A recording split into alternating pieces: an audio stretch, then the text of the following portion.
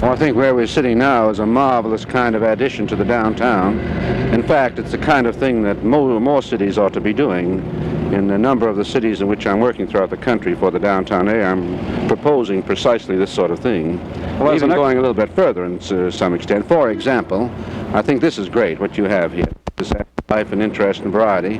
I do think you also need something to provide something in the nature of a sidewalk protection.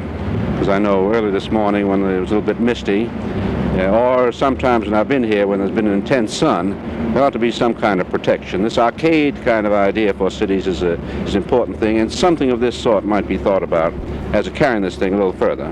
Where does a city like Tulsa stop in a program like this?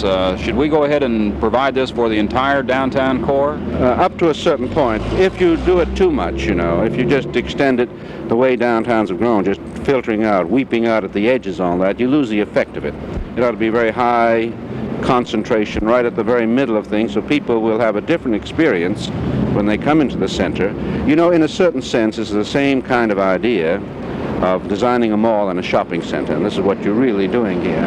You're creating a pleasant place for people to shop, to move around, to go from offices to restaurants and so on, under the most favorable and pleasant conditions possible, where there's a lot of variety of seasons, the decorations during Christmas, and I hope you take the same thing and make a marvelous display for Easter, and a marvelous display for the school season, beginning of the school season, this sort of thing. This makes a community interest.